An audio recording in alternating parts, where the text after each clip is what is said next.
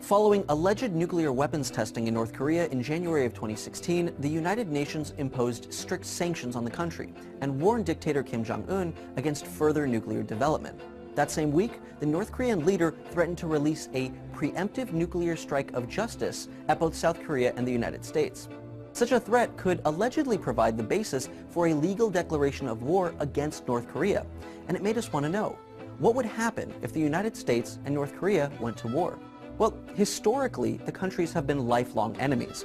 The United States was instrumental in the post-World War II division of Korea, with the US backing South Korea's development and Russia backing North Korea. Since then, the US and South Korea have maintained a mutual defense treaty, meaning that in case of aggression, the two countries will back each other against an aggressor. In fact, military alliances are where North Korea suffers the most. With very few exceptions, most notably Russia and China, North Korea has no real allies. Moreover, even Russia and China would be hard-pressed to go to war with the United States over a relatively weak and unstable country. It may be more accurate to describe them as friendly mediators than actual defensive military allies. So, with little to no support, how does North Korea fare on its own? Well, militarily, it's a mixed bag. On the one hand, the country's military dictatorship means that nearly all eligible citizens would be included in their troop count. That's an estimated 5 million active troops, plus another 5 million fit for service through mandatory conscription. By comparison, the US has only about 2.5 million active troops. Unfortunately for North Korea, that's where their military superiority ends. There's no question that the United States operates the most expensive and modern military on Earth. The biggest reason the US doesn't have as many troops as North Korea is that they don't need them. Against technology like fighter drones, smart bombs, and billions of dollars worth of tanks, jets, and battleships, North Korea's outdated, underfunded, and faulty Soviet-era equipment doesn't stand a chance.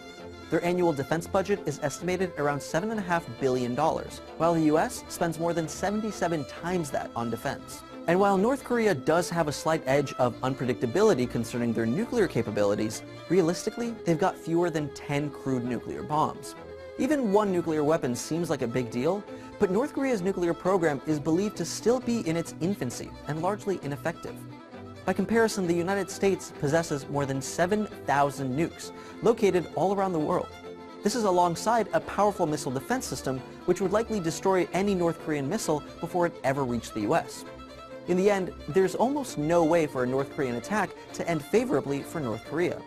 Kim Jong-un is undoubtedly aware of this, which explains why the country regularly threatens to attack, but has never actually done it, and likely never will. But while North Korea may stand alone politically, that doesn't mean they don't have any trade or diplomatic allies. Find out which countries support North Korea by watching this video up top. Or you can get a bird's eye view at North Korea's military and economic strength by watching this video below.